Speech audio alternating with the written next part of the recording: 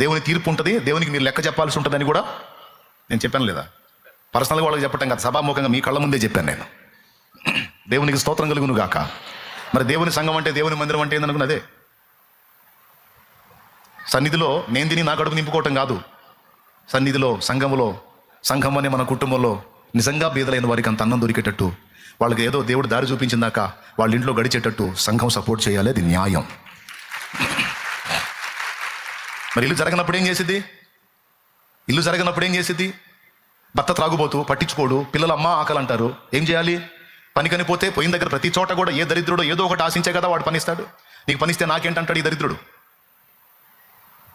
ఇంకొకడు ఉంటాడు, అమ్మాయికి సరైన ఆదరణ లేకపోతే నేను కొంచెం ఆదరిద్దాం అనుకున్నాను అన్న, అందుకే ఆ అమ్మాయిని కొంచెం దగ్గరికి తీసా. అరే దరిద్రుడా, దగ్గరికి అట్లా తీయకపోతే చెల్లిగదిరా, అక్కగది కాదులే, ఆ అమ్మాయికి నేను కత్తా.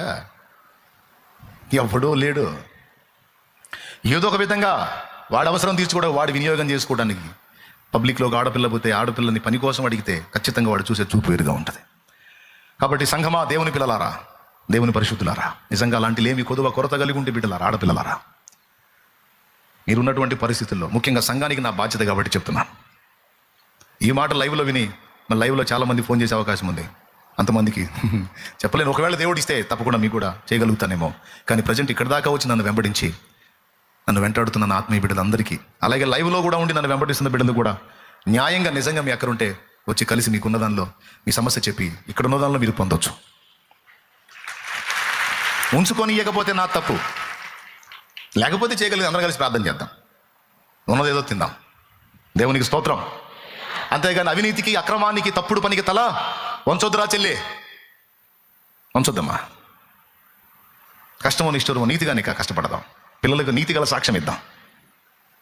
అప్పుడు ఎన్ని బాధలైనా మమ్మ పడింది కానీ, ఎన్ని కష్టాలైనా మమ్మ పడింది కానీ ఒక తప్పుడు పనికి తలంచలమ్మమ్మ.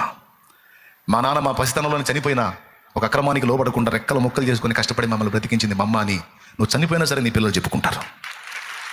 మా తండ్రి తాగుబోతాయి వెచ్చలిబడి జీవితంలో అక్రమ సంబంధాల్లో మమ్మల్ని వదిలేసి వెళ్ళిపోతే మమ్మ ఒక తప్పుడు పనికి తలంచకుండా రెక్కలు మొక్కలు చేసుకొని కష్టపడి కూలికి వెళ్ళి చాకిరీ చేసి, వెట్టి చాకిరీ చేసి మమ్మల్ని బతికించింది.